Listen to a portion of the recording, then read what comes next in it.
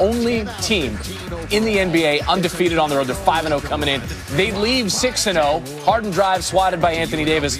And listen, talk about a flat learning curve. He's going to come at Davis again, get swatted again. Lakers have 4 blocks in the first quarter alone for the first time since 2019.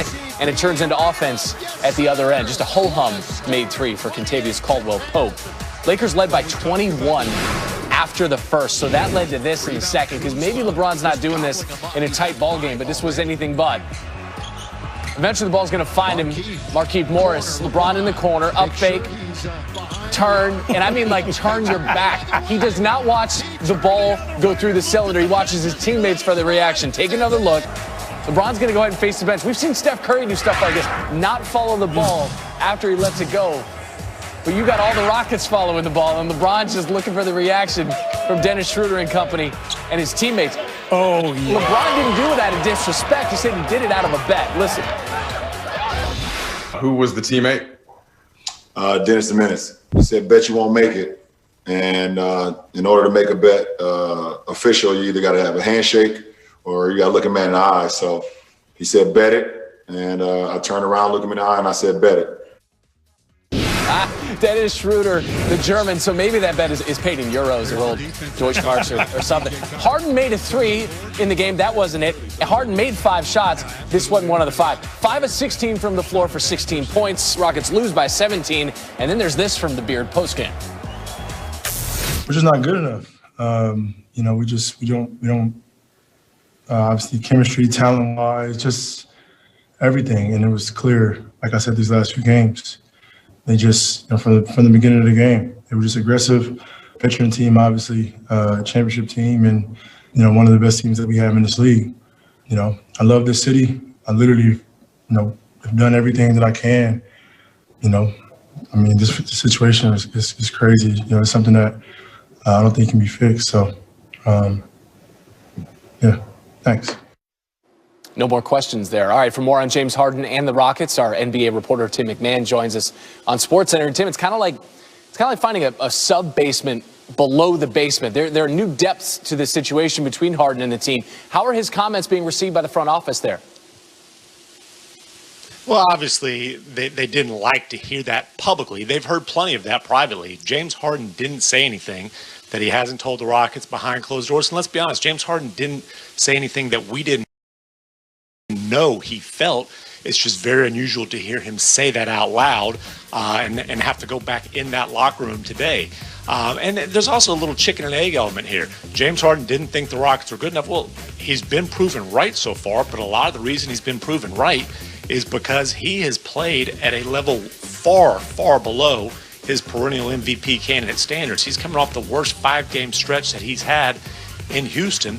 So there's frustration there that he has been a big part of the problem, but wants to point the finger at everybody else. But look, the Rockets knew this could be an uncomfortable situation. It probably would be.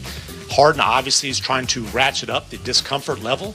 The one thing the Rockets are adamant that they cannot do, though, is rush to make a trade that doesn't make sense for them. They would rather have, you know, more days or even weeks of discomfort than make a deal that's going to doom them to a long rebuilding period. NBA will fine a player $50,000 for publicly demanding a trade, and perhaps that's why James Harden was so careful and so brief with his comments. That's Tim McMahon with the latest for us on SportsCenter. If there's one thing that Harden has done consistently in Houston, it is put the basketball in the basket. But listen, even that part of his game seemingly has fallen apart. Last night was Harden's 4th straight game scoring 20 points or fewer. That's his longest streak since joining the Rockets way back in the offseason of 2012. He sure has struggled. Let's bring in NBA analyst Chiney to talk about this. You know, Chiney, when you first heard James Harden's comments, what was your reaction right off the bat?